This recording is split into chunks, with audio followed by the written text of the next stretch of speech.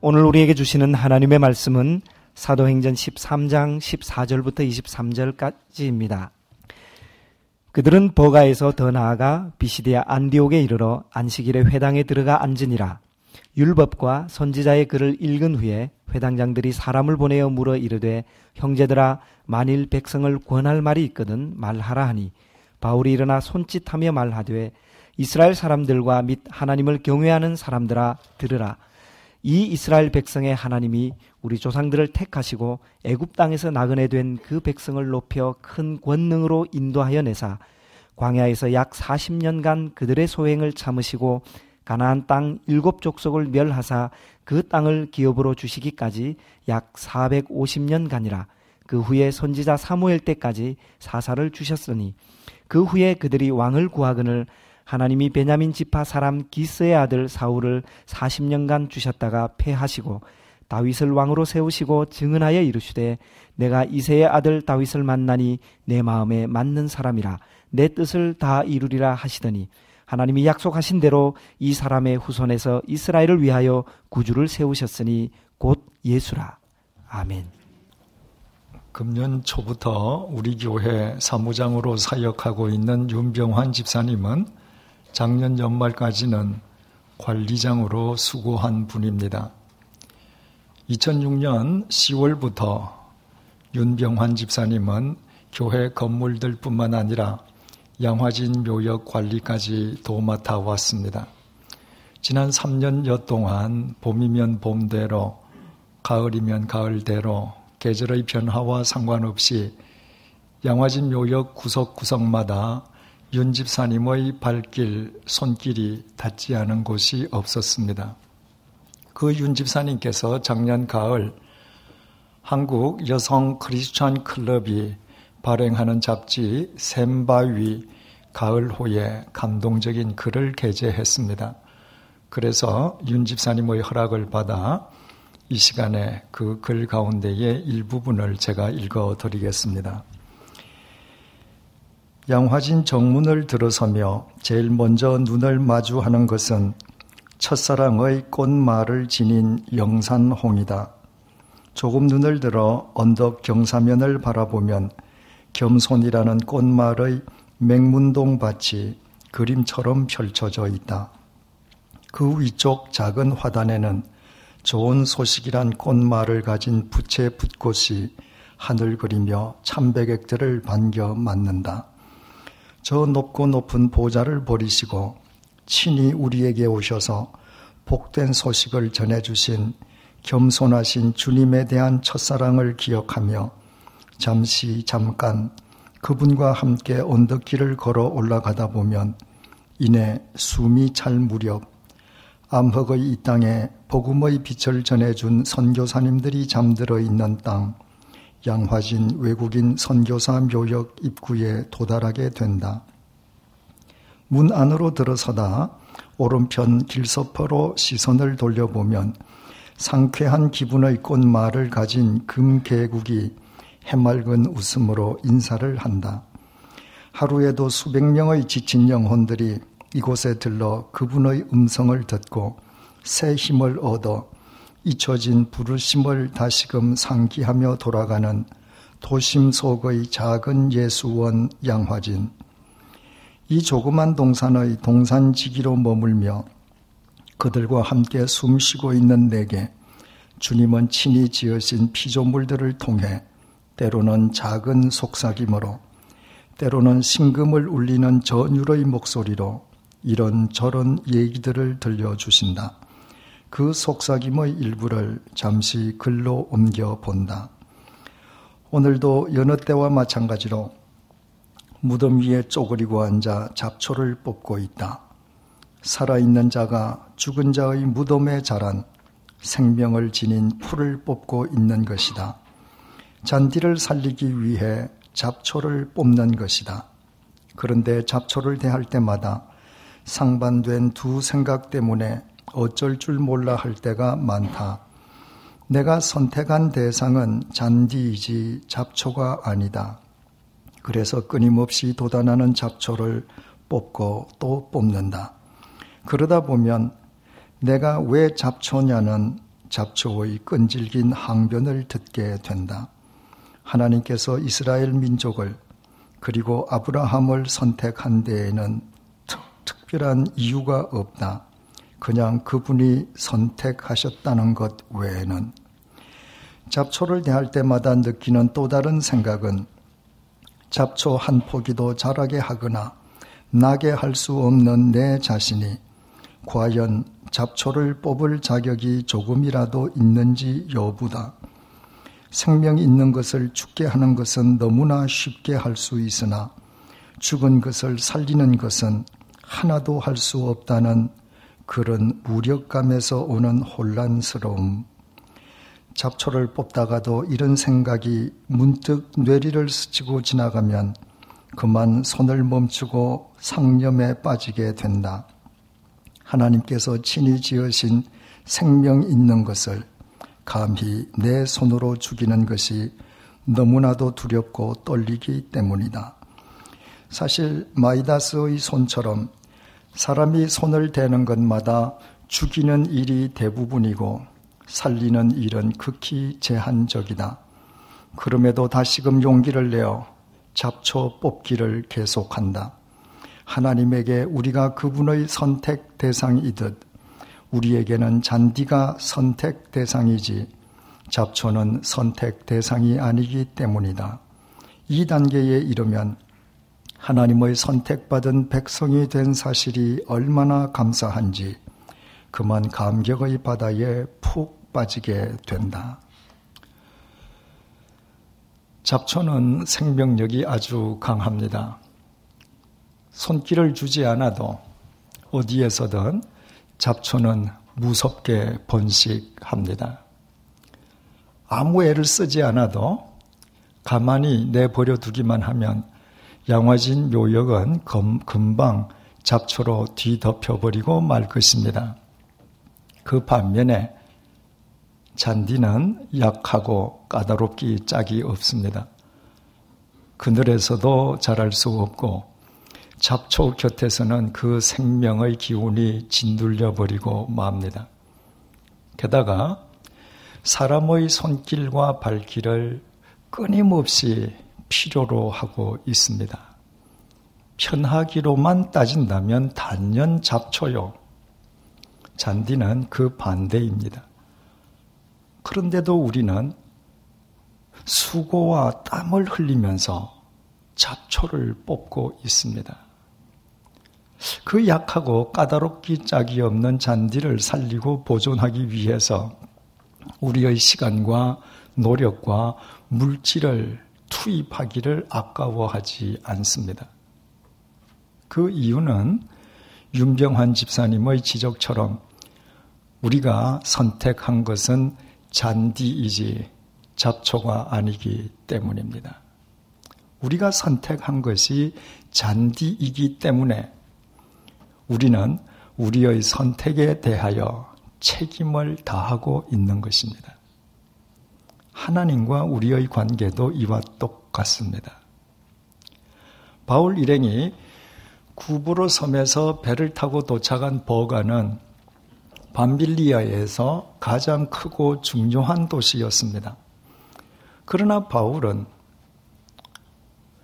그 버가를 그냥 지나쳐버린 뒤에 위험을 무릅쓰고 험산 줄령의 타우루스 산맥을 넘어 갈라디아 땅인 비시디아 안티옥을 찾아갔습니다.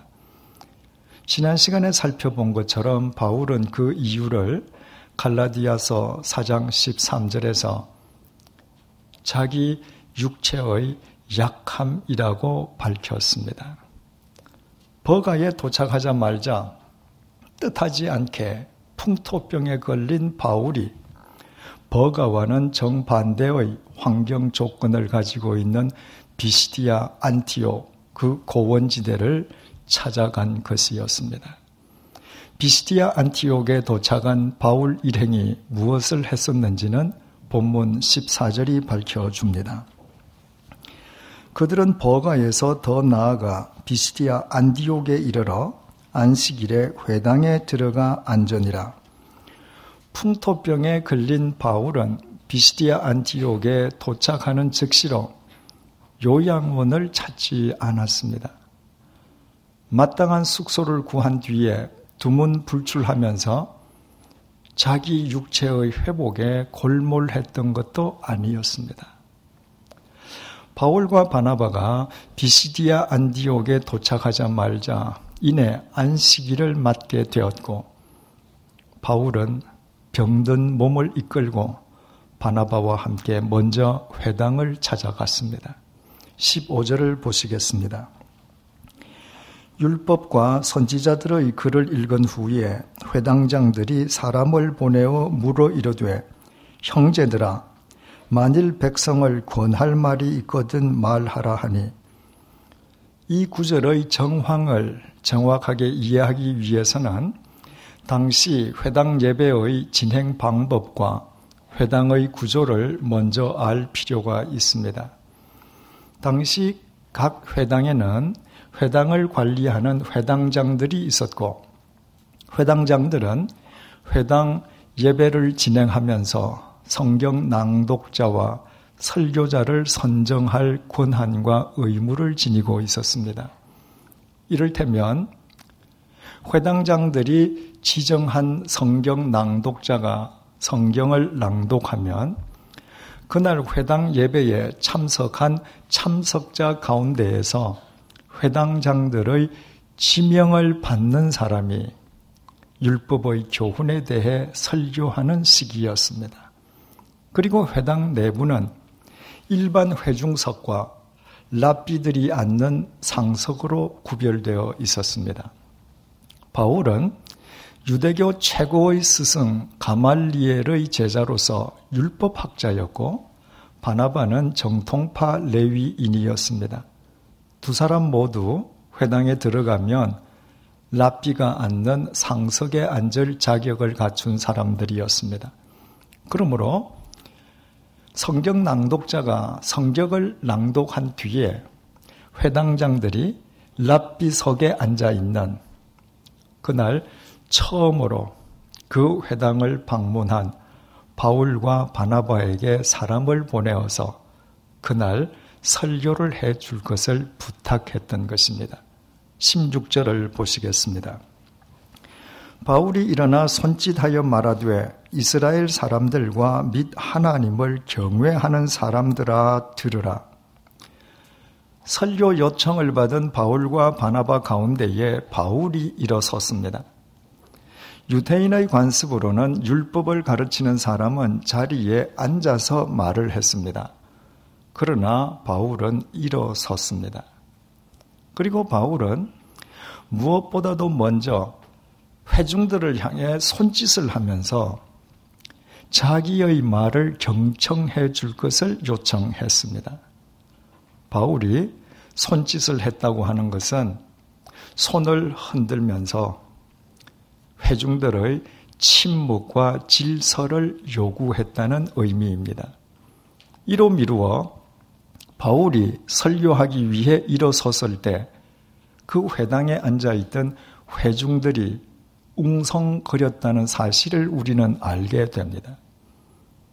회당 예배에서 그날의 설교자를 선정하는 것은 회당장들의 고유 권한이었고, 회당장들은 타 지역에서 자기의 회당을 방문한 랍비에게 설교의 우선권을 주었으므로 그날 바울이 설교 요청을 받았다고 해서 회중들이 웅성거릴 이유는 전혀 없었습니다.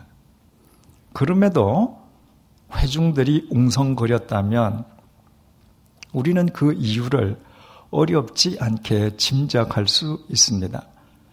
당시는 사진이나 신문 혹은 TV가 없던 시대였습니다. 그러므로 바울이 설교하기 위해서 일어섰을 때 회중들이 그 바울이 예전에 유대교를 배교했던 그 배교자 바울인지 알아보았기 때문에 웅성거렸을 리는 결코 없습니다. 그렇다면 남은 이유는 하나밖에 없습니다. 바울은 갈라디아서 4장 13절을 통해서 자신이 버가를 그냥 지나쳐서 비시디아 안티옥 갈라디아 땅으로 갈 수밖에 없었던 이유를 내가 처음에 육체의 약함으로 너희에게 복음을 전한 것을 너희가 아는 바라고 말하지 않았습니까? 당시 바울을 만나는 사람은 누구든지 바울이 중병 환자임을 한눈에 알아볼 수 있을 정도로 바울은 병색이 완연한 몰골을 지니고 있었습니다. 회당장들이 바울과 바나바에게 사람을 보내어서 설교를 요청했을 때 자리에 앉아있는 회중들은 두 사람 가운데에 건강해 보이는 바나바가 설교하리라고 예상했을 것입니다. 그런데 뜻밖에도 병색이 완연한 몰골의 바울이 설교하기 위해서 일어서자 회중들이 깜짝 놀라 서로 웅성거리기 시작했던 것입니다. 이에 바울은 손을 흔들어 그들을 조용하게 제지한 뒤에 입을 열어 하나님의 말씀을 전하기 시작했습니다. 바울의 그 설교가 중요한 것은 바로 그것이 사도행전에 기록된 바울의 첫 번째 설교의 전문이기 때문입니다. 이때는 시기적으로 바울이 다메섹 도상에서 주님의 부르심을 입은 지 최소한 17년이 경과했을 때라고 했습니다. 그 17년 동안 바울은 다메섹에서 예루살렘에서 복음을 전했던 적이 있었고 1년 동안 안티옥 교회에서 공동 목회자로 사역했고 더욱이 이제 막 구브로 섬의 살라미아 바보에서 복음을 전하고 오는 길이었습니다. 본문 이전에도 바울은 수없이 설교를 했었다는 말입니다. 그러나 그 이전의 모든 설교 내용에 대해서는 사도행전이 철저하게 침묵하고 있습니다. 그런데도 오늘 본문 속 비시디아 안티옥의 회당에서 바울이 행한 설교만은 사도행전 속에서 사도행전의 일부로 기록되어 하나님의 말씀이 되었습니다. 이 설교가 그만큼 중요하기 때문일 것입니다. 바울의 그 중요한 설교의 첫 문장은 이렇게 시작되었습니다. 17절 상반절입니다. 이 이스라엘 백성의 하나님이 우리 조상들을 택하시고 사도행전에 나타난 바울의 첫 번째 설교의 첫 번째 문장의 첫 번째 주어는 하나님이셨습니다. 그리고 바울이 주어인 하나님에 대하여 사용한 첫 번째 동사는 택하셨다는 것입니다. 하나님께서 이스라엘 백성들을 택하셨다는 것입니다. 왜 이스라엘 백성들이 하나님의 선민이 되었습니까? 왜 하나님께서 이스라엘 백성을 통해 역사하셨습니까? 왜 성자 하나님이신 예수 그리스도께서 이스라엘 민족의 역사 속에 이스라엘인으로 오셨습니까? 하나님께서 그들을 당신의 선민으로 선택하셨기 때문입니다. 왜 하나님께서 하필 그들을 선택하셨습니까? 그들이 가장 강하고 위대한 민족이었기 때문입니까? 오히려 그 반대였습니다. 하나님께서는 신명기 7장 7절을 통해서 당신이 이스라엘 민족을 선택하신 것은 그들이 가장 작기 때문이라고 친히 밝히셨습니다. 이스라엘 민족은 당시 모든 민족 가운데에 가장 보잘것없고 가장 연약한 민족이었습니다. 그런데 왜 그처럼 보잘것없는 민족을 하나님께서 당신의 선민으로 선택하셨습니까? 거기에는 이유가 없습니다. 그것이 하나님의 뜻이고 이스라엘 민족에 대한 하나님의 사랑이었을 뿐입니다. 하나님께서 이스라엘 민족을 선택하신 뒤에 그냥 그들을 내팽개쳐 두셨습니까? 그렇지 않았습니다. 본문 17절 하반절에서 19절 증언을 보시겠습니다. 애굽 땅에서 나그네 된 그 백성을 높여 큰 권능으로 인도하여 내사 광야에서 약 40년간 그들의 소행을 참으시고 가나안 땅 7 족속을 멸하사 그 땅을 기업으로 주시기까지 약 450년간이라. 주어인 하나님에 대해서 바울이 연이어 사용한 동사들을 주목해 보십시오. 하나님께서 이집트의 노예였던 이스라엘 백성들을 높여주셨습니다. 하나님께서 당신의 큰 권능으로 그들을 이집트의 노예살이에서 인도해 내셨습니다. 하나님께서 광야에서 그들의 소행을 참으셨습니다. 하나님께서 그들에게 가나안 땅을 기업으로 주셨습니다. 하나님께서 그들을 위하여 가나안 7 족속을 멸하셨습니다. 왜 하나님께서 그들을 높이시고 인도하시고 참으시고 주시고 그들을 가로막는 자들을 멸하셨습니까? 이유는 단 하나. 하나님께서 그들을 선택하셨기 때문입니다. 하나님께서 그들을 선택하셨기에 당신의 선택에 대한 책임을 다해 주신 것이었습니다.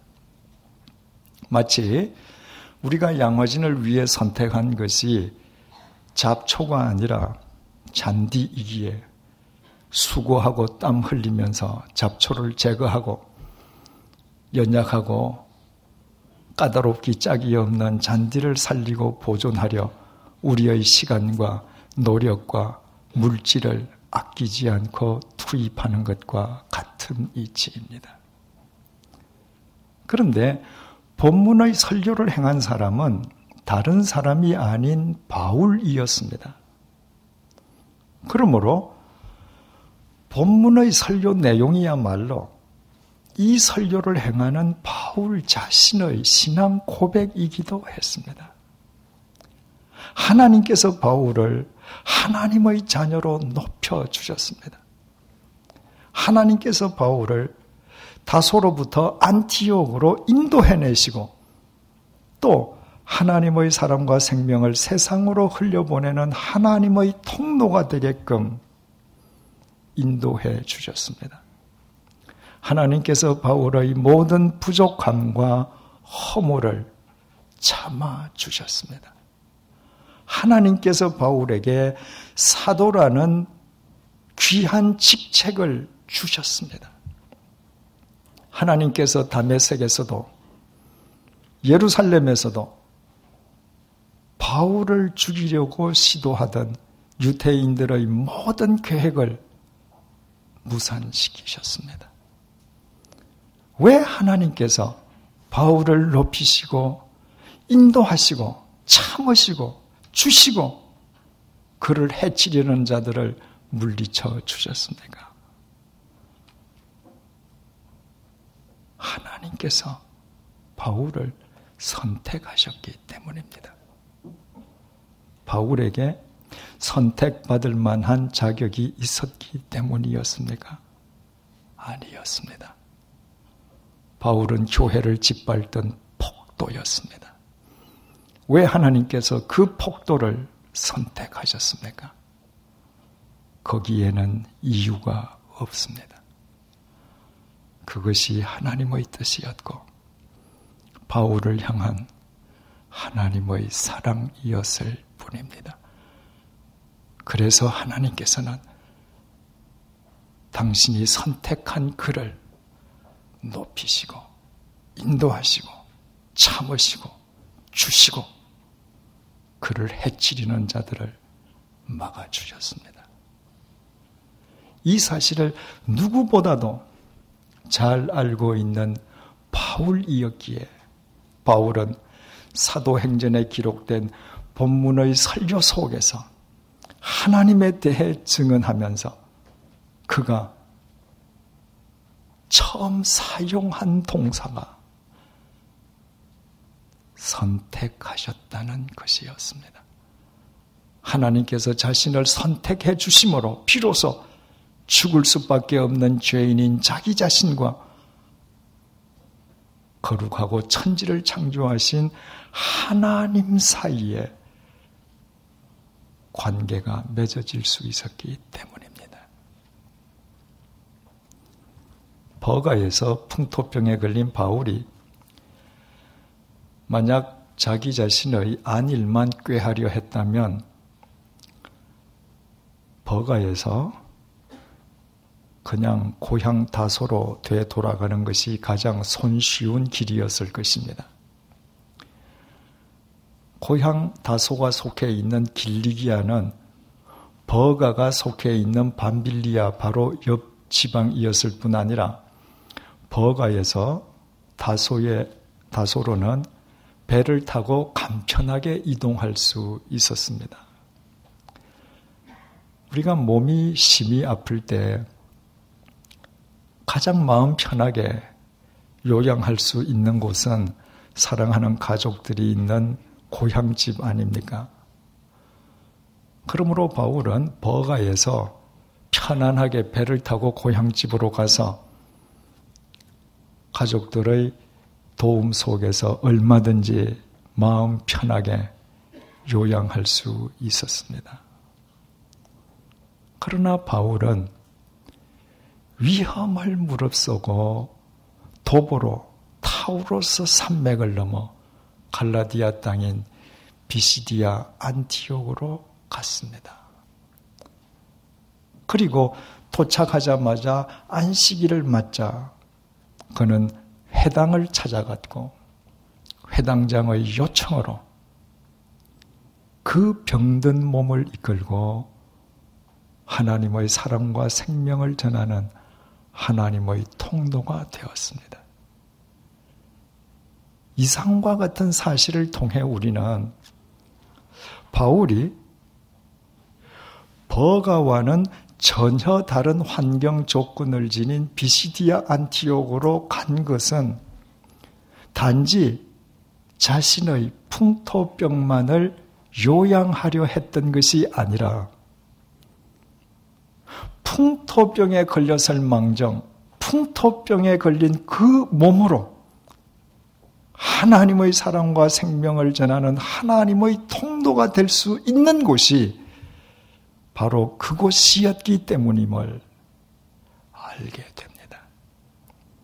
바울은 풍토병에 걸린 자기 몸보다도 비록 병들었을 망정, 자기 몸이 계속 하나님의 도구로 쓰임받는 것을 더 중요하게 여겼습니다. 그렇다면 바울의 이 모습을 우리 머릿속에 한번 그려보십시다. 버가에서 바울이 뜻하지 않게 풍토병에 걸렸습니다. 그는 위험을 무릅쓰고 타우루스 산맥을 도보로 넘어 버가와 정반대의 환경 조건을 지닌 고원지대 비시디아 안티옥을 찾아갔습니다. 그것은 하루 만에 갈 수 있는 거리가 아니었습니다. 200여 킬로미터에 달하는 그 멀고도 험한 길을 가기 위해서는 바울이 병든 몸으로 아무리 빨리 가도 최소한 일주일 이상이 소요되었을 것입니다. 그 기간 동안 풍토병에 시달리는 바울은 제대로 먹지도 자지도 못했을 것입니다. 버가를 출발할 때의 바울보다 타우루스 산맥을 넘어 비시디아 안티옥에 도착했을 때의 바울이 훨씬 더 육적으로나 심적으로 허약해져 있었을 것입니다. 비시디아 안티옥에 도착해서도 쉴 겨를이 없었습니다. 곧장 안식일을 맞았고 그는 회당을 찾아갔습니다. 회당장의 요청으로 설교하려고 일어섰을 때 그의 병색이 얼마나 짙었던지 그를 본 회중들이 깜짝 놀라 웅성거릴 정도였습니다. 그런데도 그 병든 몸으로도 바울은 하나님의 통로가 되기를 조금도 주저하지 않았습니다. 바울은 하나님께서 자신을 선택해 주셨고 하나님께서 당신의 선택에 대해 책임을 다해주고 계심을 분명히 알았기 때문입니다. 우리는 양화진 요역을 위해 잡초가 아닌 잔디를 선택했습니다. 잔디를 위해 우리는 수고하고 땀 흘리면서 잡초를 제거하고 연약하고 까다로운 잔디를 살리고 보존하기 위해 온갖 정성과 노력을 기울이고 있습니다. 그래서 잔디는 잔디의 정체성으로 우리에게 응답해주고 있습니다. 부잣집 정원으로 보내달라고 투덜거리거나 왜 하필이면 죽은 사람의 묘역이냐고 불평을 터뜨리거나 잔디 대신에 꽃이나 나무가 되겠다고 생떼를 부리는 법이 없습니다. 비가 오나 바람이 부나 밤이나 낮이나 잔디는 자기 자리를 지키면서 잔디의 색깔과 냄새와 모양과 역할에 충실하고 있습니다. 그래서 우리는 앞으로도 그 잔디를 지키고 보존하기 위해 계속해서 우리의 시간과 노력과 정성과 물질을 아끼지 않고 투입할 것입니다. 바울 역시 마찬가지였습니다. 비록 풍토병에 걸렸을 망정, 병에 걸린 그 몸으로도 바울은 자신을 선택해 주신 하나님을 위해 그리스도인의 색깔과 냄새와 모양과 역할을 다하는 데에 최선을 다했습니다. 하나님께서 그와 같은 바울의 설교를 사도행전에 기록되게 하시고 하나님의 말씀이 되게 하셨을 뿐만 아니라 하나님께서 그 바울을 위대한 사도로 우뚝 세워주시고 하나님께서 그 바울을 통해 인류의 역사를 새롭게 하신 것은 조금도 이상한 일이 아니었습니다. 되돌아보면 오늘 본문의 이야기는 곧 우리 자신의 이야기임을 알게 됩니다. 우리가 어떻게 구원받은 그리스도인의 모습으로 이런 모습으로 이 자리에 앉아 있을 수 있게 되었습니까? 보잘것없는 죄인이요 어리석기 짝이 없는 우리를 하나님께서 선택해 주셨기 때문입니다. 선택해 주셨을 뿐만 아니라 우리를 하나님의 자녀로 높여주시고 우리를 진리와 생명의 길로 인도해 주시고 우리의 온갖 소행을 참아주시고 필요할 때마다 필요한 은혜를 내려주시고 우리를 무너뜨리려는 모든 악의 세력으로부터 우리를 지켜주셨기 때문입니다. 우리에게 그런 자격이 있기 때문입니까? 결코 아닙니다. 우리에게는 아무 자격이 없습니다. 그런데 왜 하나님께서 그렇게 해주셨습니까? 거기에는 이유가 없습니다. 그것이 하나님의 뜻이고 우리를 향한 하나님의 사랑일 뿐입니다. 그렇다면 하나님의 그 사랑에, 하나님의 그 선택에 우리가 어떻게 응답하며 살아야 할지 그것은 너무나도 자명합니다. 우리 모두 언제 어디에서나 하나님의 선택받은 그리스도인의 정체성을 지니며 살아가십시다. 주어진 상황을 바꾸려는 어리석음을 더 이상 범치 말고 하나님께서 우리에게 주신 바로 지금의 상황 속에서 우리의 삶으로 예수쟁이의 색깔과 냄새와 모양과 역할을 다하기 위해 최선을 다하십시다. 그때 우리가 아무리 보잘것없는 존재라 할지라도 우리의 삶은 하나님에 의해 이 시대를 위한 사도행전으로 지난 시간에 말씀드린 것처럼 자유의 대헌장인 갈라디아스로 아름답게 엮어지기 시작할 것입니다. 우리가 그 어떤 절망적인 상황 속에서도 자유를 잃지 않고 소망을 누리는 것은 천지를 창조하신 하나님께서 우리를 선택해 주셨기 때문입니다. 기도하시겠습니다. 우리는 거룩하신 하나님 앞에 아무것도 내세울 것이 없는 보잘것없고 추한 죄인에 지나지 않습니다. 그럼에도 하나님께서 우리를 선택해 주셨습니다. 우리를 하나님의 자녀로 높여 주셨습니다. 우리를 진리의 길, 빛의 길로 인도해 주셨습니다.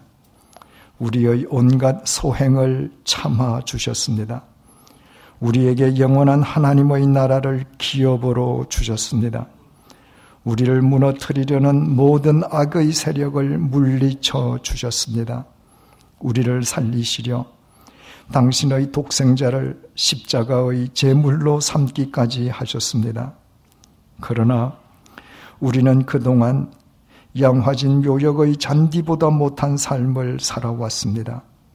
우리가 선택한 잔디는 비가 오나 바람이 부나 잔디의 색깔과 냄새와 모양과 역할에 충실함으로 우리의 선택에 바르게 응답하고 있습니다. 하지만 우리는 선택받은 예수쟁이의 정체성을 지키지 못했음을 이 시간 회개하오니 하나님의 자비하심으로 용서해 주십시오. 풍토병에 걸리고서도 자신의 안위를 꾀하려 하기보다는 그 병든 몸으로도 하나님의 사랑과 생명을 전할 수 있는 비시디아 안티옥을 찾아가 자기 몸을 기꺼이 하나님의 도구로 내어놓았던 바울을 본받아 살 수 있도록 우리를 도와주십시오. 우리 모두 주어진 상황을 헛되이 바꾸려는 어리석음을 버리고 하나님께서 주신 바로 현재의 상황 속에서 예수쟁이의 색깔과 냄새와 모양과 역할을 다하기에 최선을 다하게 인도해 주십시오. 그와 같은 우리의 삶이 절망의 굴레에 갇힌 수많은 사람들을 하나님의 사랑과 생명으로 자유하게 해주는 소망의 대헌장이 되게 붙들어 주십시오.